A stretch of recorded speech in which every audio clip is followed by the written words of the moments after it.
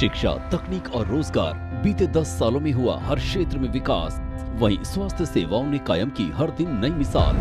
5 लाख रुपए के मुफ्त स्वास्थ्य बीमा के लिए आयुष्मान भारत प्रधानमंत्री जन आरोग्य योजना, जिसके तहत जारी किए गए हैं 30 करोड़ से ज्यादा आयुष्मान कार्ड। कम से कम 75% तक सस्ती दवाइयों के लिए 10,000 से अधिक जन औषधि केंद्र। देश भर में 1,64,000 से ज्यादा आयुष्मान आरोग्य मंदिर। बुनियादी स्वास्थ्य सेवाओं को सुगम करती पीएम अभीम और प्रधानमंत्री डिजिटल हेल्थ मिशन योजनाएं। मेडिकल कॉलेजों की संख्या में 82% की बढ़ोतरी से एमबीबीएस सीटों में 112% और पोस्ट ग्रेजुएट सीटों की संख्या में हुई 126% की बढ़ोतरी। भारत में इलाज को एफोर्डेबल बनाना हमारी सरकार की सर्वोच्च प्राथमिकता रही। प्रधानमंत्री स्वास्थ्य सुरक्षा योजना के तहत स्वीकृत हुए 22 नए एम्स। इसी कड़ी में माननीय प्रधानमंत्री आज शिलान्यास करेंगे हरियाणा के एम्स रेवाड़ी का। मनेठी तहसील के ग्राम मात्रा में 200 एकड़ के विशाल भूखंड पर निर्मित हो रहा एम्स रेवाड़ी, जिसकी लागत है 1600 करोड़ रुपए। 35 स्पेशलिटी और सुपर स्पेशलिटी डिपार्टमेंट्स, पर्याप्त क्षमता के साथ ओपीडी, आईपीडी, आईसीयू, इमरजेंसी और ट्रॉमा सेंटर, व्यापक परीक्षण के लिए अत्याधुनिक diagnostic facilities, modern academic block, nursing block और उत्कृष्ट आयुष ब्लॉक, वहीं हॉस्टल ब्लॉक तथा डॉक्टरों और नर्सों के लिए रेजिडेंशियल ब्लॉक, साथ ही विश्व स्तरीय शोध की व्यवस्था। हाईवे से निकटता के कारण ट्रॉमा सेंटर की शक्ल में भी एम्स रेवाड़ी की भूमिका काफी अहम होगी। साथ ही ग्रामीण स्वास्थ्य व्यवस्था में भी दिखेगा अभूतपूर्व सुधार। एम्स रेवाड़ी के साथ उत्तर प्रदेश, राजस्थान और दिल्ली को भी मिलेगा स्वास्थ्य लाभ का एक और व्यापक केंद्र। उच्च स्वास्थ्य व्यवस्था के लिए माननीय प्रधानमंत्री तथा स्वास्थ्य मंत्रालय का लगातार प्रयास और आज एम्स रेवाड़ी का शिलान्यास स्वस्थ और समृद्ध भारत के संकल्प को नई दिशा देने जा रहे हैं। राजस्थान यानी अपनी आन बान और शान के साथ अपने ऐतिहासिक गौरव के लिए पूरे विश्व में पहचान बनाने वाला भारत का एक समृद्ध प्रदेश। विश्व के सर्वाधिक लोकप्रिय नेता और यशस्वी प्रधानमंत्री श्री नरेंद्र मोदी जी के कुशल मार्गदर्शन में पिछले 10 सालों में देश ने तरक्की की नई ऊंचाइयों को छुआ है। राजस्थान भी इस तरक्की से जुड़ा, जिसकी साक्षी हैं यहाँ संचालित होने वाली विभिन्न परियोजनाएं और उन परियोजनाओं के लिए रिकॉर्ड निवेश। राजस्थान में आज किया जा रहा है रेल, सड़क, कोयला, ऊर्जा, नवीकरणीय ऊर्जा और पेट्रोलियम एवं प्राकृतिक गैस मंत्रालय की 15,000 करोड़ रुपए की परियोजनाओं का राष्ट्र को समर्पण। भगत की कोठी स्टेशन में स्लीपर वंदे भारत ट्रेन का अनुरक्षण कार्य, हनुमानगढ़ में train coaching depot, Agra fort Bandikui rail खंड का दोहरीकरण, खातीपुरा स्टेशन पर ट्रेन अनुरक्षण की सुविधा, बीकानेर में एनएलसी का 300 मेगावाट बरसिंगसर सौर ऊर्जा परियोजना, Delhi Vadodara greenfield alignment NH-148N तकली नदी के ऊपर बना मुख्य पुल, Delhi Vadodara greenfield alignment NH-148N Mej नदी पर मुख्य पुल, Delhi Vadodara greenfield alignment NH-148N Mui गांव के पास। इन परियोजनाओं से सवाई माधोपुर, बूंदी, टोंक और कोटा को दिल्ली, वडोदरा और मुंबई के मेट्रो शहरों से सुगम और तेज कनेक्टिविटी मिलेगी। देबारी में NH-76 6 lane greenfield Udaipur bypass का निर्माण, बीकानेर PG, फतेहगढ़ 2 और भादला 2 में RE परियोजनाओं के लिए transmission system, SEZ 8.1 gigawatt transmission system सुदृढ़ीकरण योजना, PGCIL के तहत 8.1 गीगावाट ट्रांसमिशन सिस्टम सुदृढ़ीकरण योजना, CPSU की 300 मेगावाट सौर ऊर्जा परियोजनाएं, Jodhpur LPG bottling plant, Jodhpur Phalodi rail विद्युतीकरण, बीकानेर रतनगढ़ सादुलपुर रेवाड़ी रेल विद्युतीकरण, जोधपुर राई का बाग मेड़ता रोड बीकानेर रेल विद्युतीकरण, खातीपुरा स्टेशन पर सैटेलाइट टर्मिनल, 300 मेगावाट की NTPC green energy limited Nokhra solar project. इन लाभकारी परियोजनाओं से न सिर्फ राजस्थान में औद्योगिक विकास को गति मिलेगी, बल्कि आर्थिक उन्नति के साथ रोजगार के अपार अवसरों का भी सृजन होगा।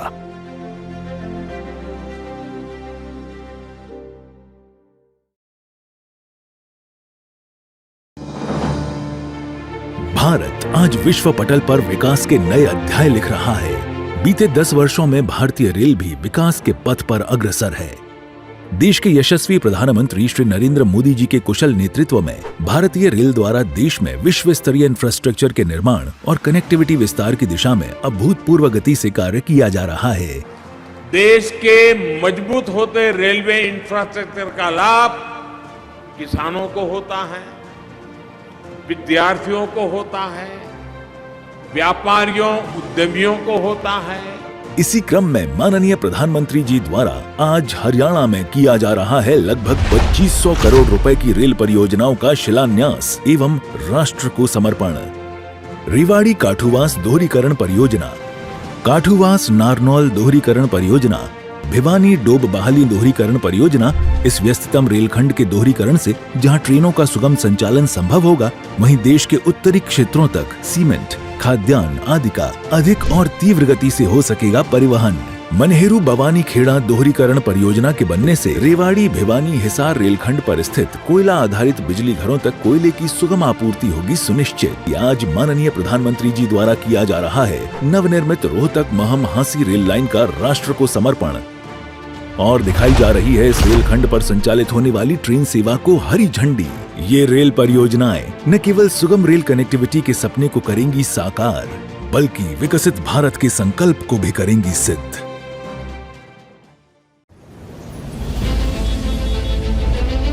यशस्वी और जनप्रिय प्रधानमंत्री श्री नरेंद्र मोदी जी का संकल्प है भारत को 2047 तक एक विकसित राष्ट्र बनाना।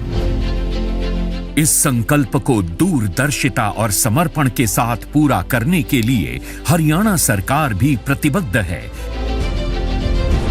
ये डबल इंजन सरकार अब गुरुग्राम और आसपास के लोगों को दे रही है मेट्रो रेल की सौगात।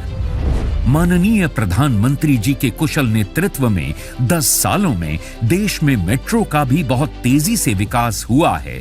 2014 में जहां केवल 5 शहरों में 248 किलोमीटर मेट्रो चल रही थी, वहीं आज देश में 905 किलोमीटर का मेट्रो नेटवर्क 20 शहरों में ऑपरेशनल है।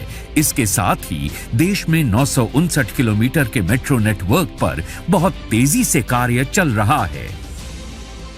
देश के शहरों में पब्लिक ट्रांसपोर्ट को बेहतर बनाने के लिए 2 दर्जन से अधिक नए शहरों में मेट्रो नेटवर्क का विस्तार हो रहा है। अनुमानित 5,500 करोड़ की लागत से तैयार हो रही ये परियोजना 28.5 किलोमीटर लंबी होगी और इस बीच कुल 27 स्टेशन भी प्रस्तावित हैं। केंद्र और हरियाणा सरकार दोनों के बराबर सहयोग से बनने वाली इस परियोजना को समय पर पूरा करने की जिम्मेदारी गुरुग्राम मेट्रो रेल लिमिटेड को दे दी गई है। आने वाले समय में लगभग 10 लाख यात्रियों को इस महत्वाकांक्षी योजना का लाभ मिलेगा। यशस्वी प्रधानमंत्री श्री नरेंद्र मोदी जी के कर कमलों से आज मिलेनियम सिटी सेंटर से लेकर साइबर सिटी मेट्रो की इस महत्वाकांक्षी परियोजना का शिलान्यास हो रहा है। विकसित भारत, विकसित हरियाणा। હું પહેલા કાચા મકાનમાં રહેતો હતો। 3 છોકરા સાથે આની 10 બાય 10 માં રૂમમાં રહેવાનું આવે। આ બધી બહુ તકલીફો અમે સહન કરતા હતા પહેલા। સપનું ય નહીં હતું કે મકાન બનશે એમ। ઘર પર લાગેલી આ નેમ પ્લેટ એ સામાન્ય માણસનું સ્વાભિમાન છે। અતિથિને આવકારતા આ દરવાજા એ પરિવારની ખુશીઓનો આવકાર છે। ઘર એ માત્ર એક મકાન નથી, ઘર છે સ્વમાનની ગેરંટી, સુખ સુવિધાની ગેરંટી, ઉજ્જવળ ભવિષ્યની ગેરંટી।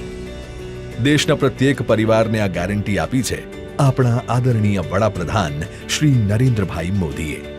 વર્ષ 2015માં માનનીય વડાપ્રધાનશ્રીએ દેશના પ્રત્યેક ગરીબ, વંચિત અને જરૂરિયાતમંદ પરિવારને પોતાની માલિકીનું પાક્કું સુવિધાયુક્ત ઘર આપવાનો સંકલ્પ કર્યો અને પ્રધાનમંત્રી આવાસ યોજના લોન્ચ કરી। એ સાથે જ દેશમાં શરૂ થયો કરોડો પાક્કા સુવિધા સભર આવાસોના નિર્માણનો એક નવો યુગ।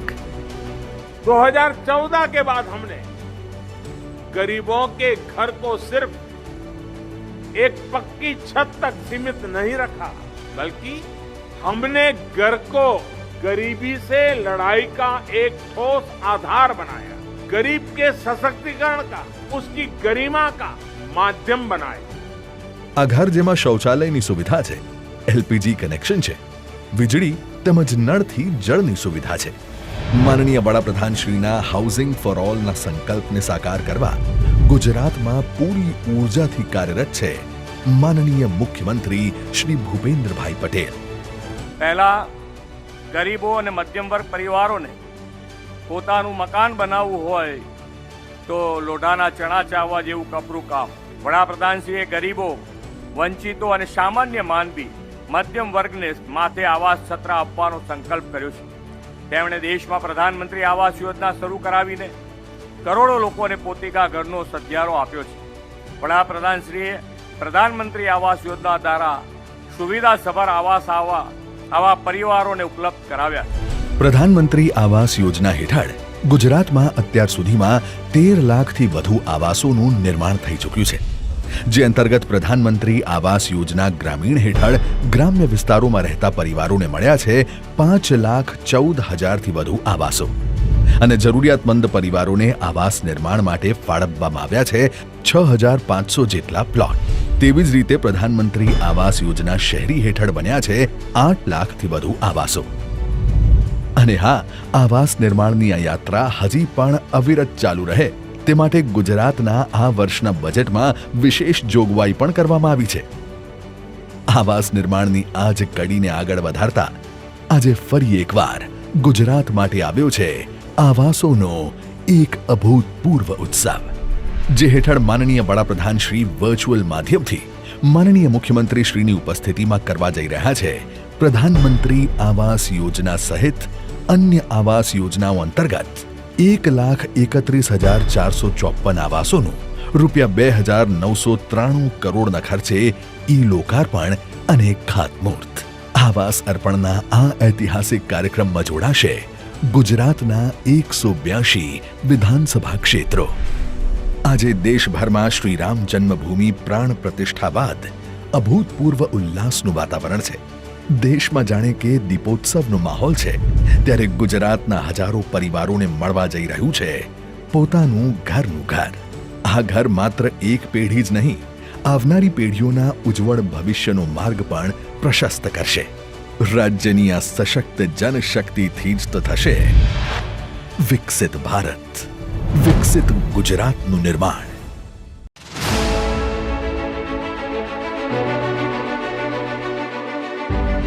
हमारे माननीय प्रधानमंत्री श्री नरेंद्र मोदी जी के नेतृत्व में गत दशक रहा है वर्ल्ड क्लास इंफ्रास्ट्रक्चर का, ड्रीम फील्ड एक्सप्रेसवे का, स्टेशन पुनर्विकास का और लास्ट मील कनेक्टिविटी का, जिससे देश आज तेजी से 5 ट्रिलियन इकोनॉमी की ओर अग्रसर है. इंफ्रास्ट्रक्चर यानी लोगों के जीवन में आसानी, इंफ्रास्ट्रक्चर यानी व्यापार कारोबार में आसानी, इंफ्रास्ट्रक्चर यानी रोजगार के लाखों नए अवसरों का निर्माण और इंफ्रास्ट्रक्चर यानी तेज विकास. देश के हृदय स्थल मध्य प्रदेश में प्रधानमंत्री जी ने 1,15,000 करोड़ रुपए से अधिक की राष्ट्रीय राजमार्ग परियोजनाओं की सौगात दी है.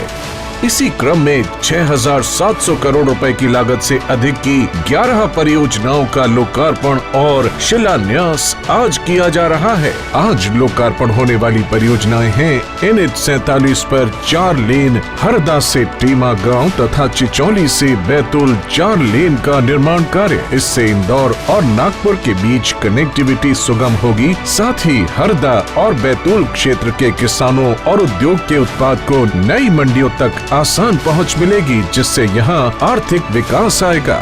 NH-47 पर ही इंदौर से मध्य प्रदेश गुजरात बॉर्डर 4 लेन शेष भाग के निर्माण से मध्य प्रदेश और गुजरात के बीच कनेक्टिविटी बेहतर होने से झाबुआ, मंदसौर और धार जिलों में आर्थिक संपन्नता और खुशहाली आएगी. इस परियोजना के अंतर्गत दुर्घटना संभावित माचलिया घाट के ज्यामिति सुधार से 1 घंटे का सफर केवल 10 मिनट में पूरा होगा. NH-752D पर देवास से उज्जैन उज्जैन तक 4 लेन मार्ग बन जाने से उज्जैन से देवास और भोपाल के बीच यात्रा का समय काफी कम हो जाएगा। NH 552G पर उज्जैन से झालावाड़ और राजस्थान बॉर्डर तक 2 लेन विद पेव्ड शोल्डर के निर्माण से उज्जैन, अगर, झालावाड़ से राजस्थान तक बेहतर कनेक्टिविटी प्रदान होगी और साथ ही नलखेड़ा ग्राम में स्थित प्रसिद्ध बगलामुखी मंदिर तक पहुंच सुगम होगी।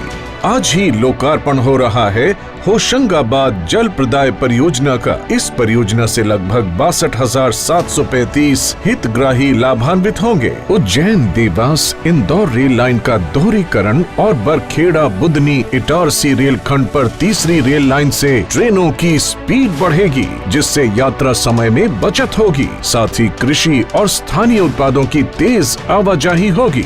Itarsi north south grade separator के साथ यार्ड रीमॉडलिंग से इटारसी यार्ड में ट्रेनों का संचालन सुगमता से किया जा सकेगा। साथ ही इटारसी स्टेशन से गुजरने वाली गाड़ियों को फ्लाईओवर से बाईपास किया जा सकेगा। दिल्ली मुंबई रेल लाइन पर स्थित रतलाम एवं मेघनगर रेलवे स्टेशन के पुनर्विकास का शिलान्यास भी आज ही किया जा रहा है। ये आधुनिक सुविधाओं से लैस होगी, जैसे कि चौड़ा फुटओवर ब्रिज, लिफ्ट, एस्केलेटर्स, प्रवेश और निकास के लिए अलग अलग रास्ते, पार्किंग, कैफेटेरिया, प्रतीक्षालय आदि।